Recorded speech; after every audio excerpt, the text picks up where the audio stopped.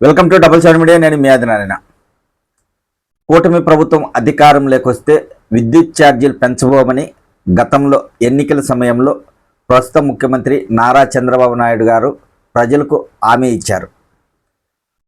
YCP అధికారంలో ఉన్నప్పుడు అనేక సార్లు విద్యుత్ ఛార్జీలు పెంచి ప్రజలపై భారం మోపారు. మేము అలా చేయమని ఎన్నికల సమయంలో కూటమి నాయకులు కరాఖండిగా చెప్పడం జరిగింది.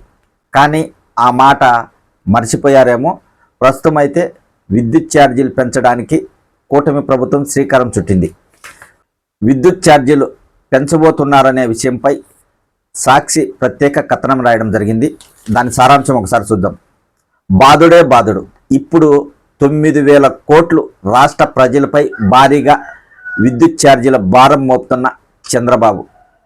ఇది కాక ఇప్పటికే ఈ నెల బిల్లు నుంచి 6,072.86 కోట్లు వసూలు. ఇంధన సర్దుబాటు ఛార్జీల పేరుతో తాజాగా వడ్డన. వచ్చే నెల బిల్లుల నుంచి 2026 నవంబర్ వరకు వసూలు. ఆదేశాలు జారీ చేసిన విద్యుత్ నియంత్రణ మండలి. ఇప్పటికే బాబు వేసిన అదనపు భారం యూనిట్కు 1.27 పైసలు. ఇప్పుడు మరో 92 పైసలు యూనిట్కు వేయబోతున్నారని సాక్షి కథనం రాయడం జరిగింది.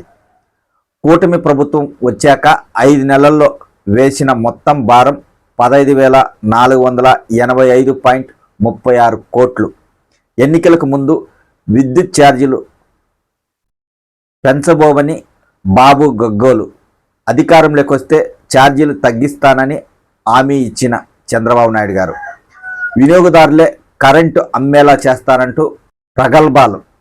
6 నెలలు తిరగకుండానే జనానికి వాతల మీద వాతలంటూ సాక్షి ప్రత్యేక కథనం రాయడం జరిగింది. ఇంధనం సర్దుబాటు ఛార్జీల పేరుతో ప్రభుత్వం విద్యుత్ ఛార్జీలు పెంచబోతుందనే విషయం సాక్షి రాయడం జరిగింది. దీన్ని బట్టి అర్థమయ్యేది ఏంటంటే ఎన్నికల్లో రాజకీయ నాయకులు ఇచ్చే మాటలు కరెక్ట్గా ఉండవు, వాళ్ళు చెప్పే మాటలు పాటించరు అని ప్రజలు అర్థం చేసుకోవాల్సి ఉంటుంది. ఎన్నికల సమయంలో ప్రభుత్వం అధికారంలోకి వస్తే ఛార్జీలు పెంచబోమని నాయకులు చెప్పారు. ప్రభుత్వంలోకి వచ్చిన 5 నెలలకే విద్యుత్ ఛార్జీలు పెంచుతూ ప్రజలపై కూటమి ప్రభుత్వం భారం మోపబోతుంది. ప్రస్తుతం ఉన్న పరిస్థితుల్లో విద్యుత్ ఛార్జీలు పెంచినా ప్రతిపక్షాలు కానీ మిత్రపక్ష నాయకులు కానీ వ్యతిరేకించే పరిస్థితుల్లో లేరు. ప్రస్తుతం పరిస్థితులు అలా ఉన్నాయి. గతంలో విద్యుత్ ఛార్జీలు ప్రభుత్వాలు పెంచాలంటే భయపడేవి. అప్పట్లో ప్రతిపక్షాలు కావచ్చు మిత్రపక్ష నాయకులు కావచ్చు విద్యుత్ ఛార్జీలు పెరిగినప్పుడు సబ్స్టేషన్ల దగ్గరికి వెళ్ళి ధర్నాలు చేసేవారు.